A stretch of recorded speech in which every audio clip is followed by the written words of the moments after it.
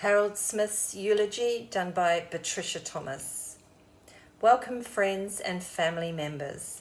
Thank you for coming today, where we are gathered together not to mourn the loss of Harry, but to celebrate the life of a great man, the fisherman Harold Smith, who celebrated life to the fullest. Harry is survived by his 4 children, Tempest, Adrian, Christian and Eric, and 4 grandsons, Zale, Dylan, Kai and Fletcher. Our thoughts and love are with them today, and we come here to support them and to remember our friend Harry. My name is Patricia Thomas and I am a registered celebrant come to you today to do this service for Harold's family. Harold Smith was born in Ireland in 1954. He had limited schooling, and at the age of 20, he came to this country to make his fortune. Harry's parents were deceased, but it was planned that the rest of the family, 2 brothers, migrate to Australia a year after Harry did. But due to circumstances, this never happened. Harry met his beautiful wife Marion when working at her father's restaurant, and the rest is history. They inherited the restaurant on the death of Marion's father, and Harry has improved and run the restaurant ever since. Most of you will have been the bearers of his hospitality and entertained by him doing the job that he loved in a special environment that he also loved. He never forgot his father-in-law for his incredible legacy to the family that will now take over and run the business in the way their father would have wanted them to. The children remember their parents as dedicated to their welfare and their education. One of Harry's greatest joys were that 2 of his sons went on to have their own restaurant businesses, and Tempest became a chef and worked with him. Unfortunately, Harry's wife Marion died 5 years ago. We will never forget the caring manner in which Harold talked about her. She was the woman of his dreams. She meant the world to him. He never fully recovered from her death. He loved her so much that he could not get rid of her possessions, and said it would save the children having to do it twice if he left her possessions there with him. I don't think he thought he would be far behind his wife in passing.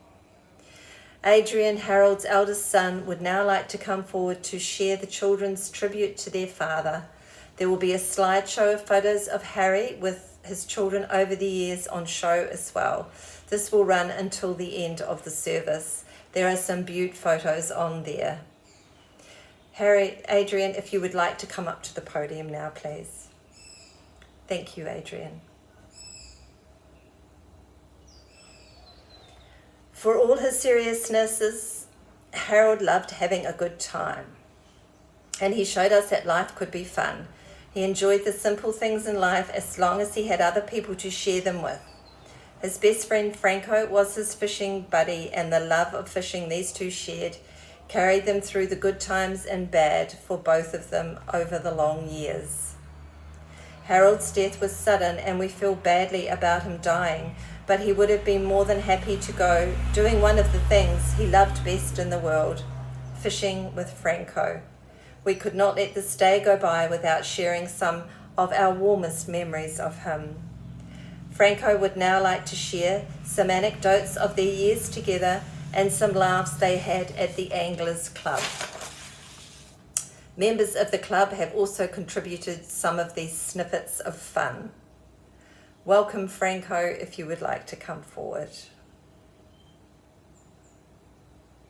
Harry's love for his wife was apparent in everything he did and said.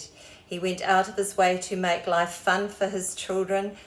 They talk about trips to the zoo, lazy afternoons at the house, chasing one another up the stairs, meals and part-time jobs at the restaurant. Oh, these were wonderful days. Harry always so generous with his time for the children and grandchildren. They all loved him dearly.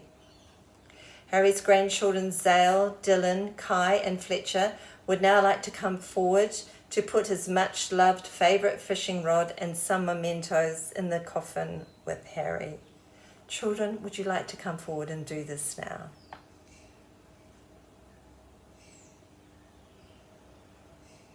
Thank you. 10 years ago, Harold and Marion had a trip of a lifetime to Ireland to catch up with his two brothers and revisit his old hometown in Ireland. Bob and Jack are devastated at the news of Harry's passing, and they are sorry they cannot attend today. They send their love and wishes to all the family. While we sincerely grieve today because we are parting with someone we have known and loved, we are also faced with the fact that we do not mourn alone. At this very moment, thousands of others are mourning the loss of their loved ones. Many of these have not died in peace. Many have seen their loved ones torn from them by this awful virus. The family would like to thank you, friends, for coming to Harold's funeral and paying your respects. He was a great man, and you have honoured his life with your presence. Harry is being laid to rest in the Kenmore Cemetery. The family would like you all to go to the restaurant where there will be drinks and nibbles being provided, and they will meet you there shortly. Tenderly and reverently, we will commit the body of our friend Harold ultimately to Mother Earth, from which all life comes and to which all life in the end returns. We are grateful for the life that has been lived and for all that live has meant to each and every one of us. Hereby may we highly resolve that while we live, we will strive with all our might to make our living of real worth and carry on the work that has been laid down by this wonderful man.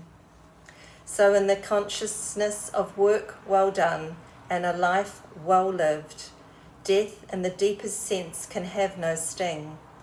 We now remove our friend in peace. We respect him. We bid him farewell. Thinking of him, let us leave this place in quietness of spirit and live with concern and affection, one for another. Thank you.